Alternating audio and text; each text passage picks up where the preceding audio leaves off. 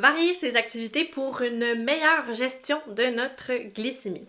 Dans cette vidéo, je vous explique en détail les bénéfices de varier nos entraînements.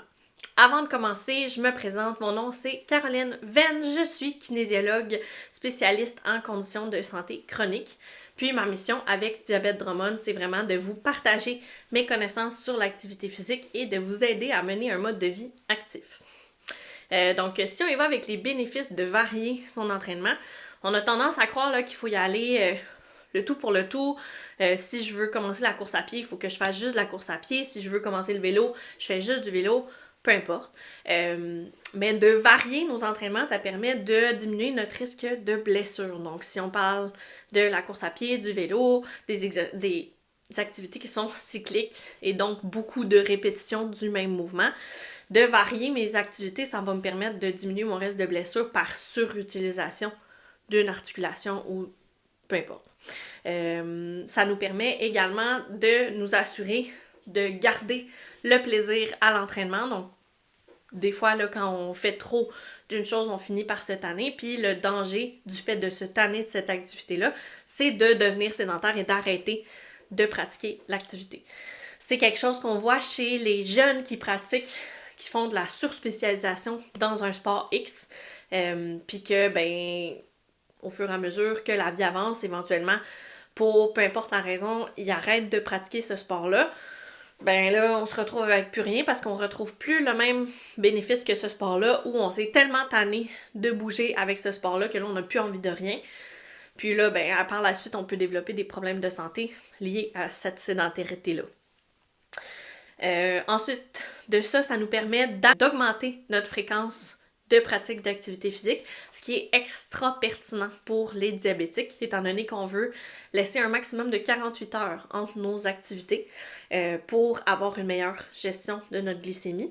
Si on est capable de bouger tous les jours, c'est vraiment l'idéal, mais je suis consciente que c'est pas réaliste pour tout le monde, donc de bouger au moins aux 2 jours en variant les activités, ça devient un petit peu plus réaliste. C'est pas toujours possible. Si on aime les cours de groupe, par exemple, ça rentre pas toujours dans l'horaire de faire 3 ou 4 cours de groupe dans la semaine, mais peut-être qu'on peut faire notre cours de groupe le lundi, le mercredi aller marcher, le vendredi faire le cours de yoga, peu importe. L'idée, c'est varier nos activités. Des fois, ça se rentre mieux dans l'horaire, étant donné que c'est pas toujours la même chose. Ensuite de ça, ça va nous permettre d'avoir une meilleure endurance musculaire et cardiovasculaire. De par le fait qu'on bouge plus souvent et qu'on bouge de différentes façons également. On varie dans l'intensité, on varie dans les types de mouvements, dans les types d'activités, l'intensité et tout. Donc, ça va avoir un impact sur notre sensibilité à l'insuline et également sur notre stabilité de notre glycémie, de par le fait qu'on bouge plus souvent et de façon différente.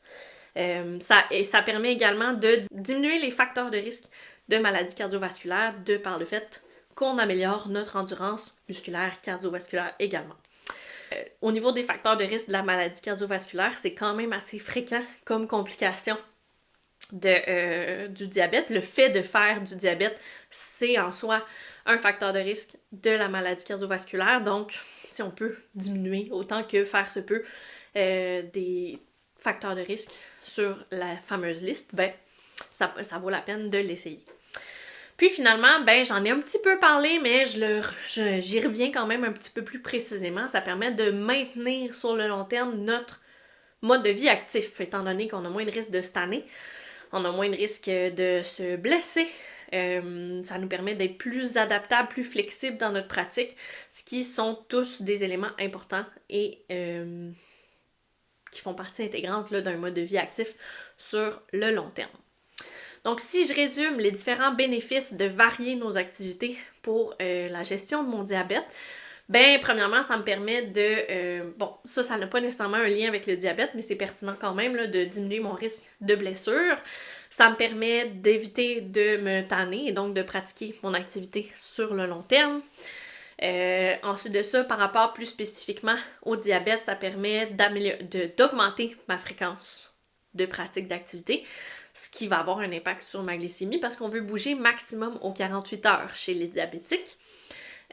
Puis idéalement, là, on se lèverait aux heures plutôt qu'aux 2 heures. Donc si j'ai différentes activités, c'est plus facile de le faire. On va avoir une meilleure endurance musculaire, meilleure endurance cardiovasculaire, une meilleure qualité également au niveau de nos muscles, ce qui permet d'avoir un impact sur notre sensibilité à l'insuline et notre stabilité au niveau de la glycémie.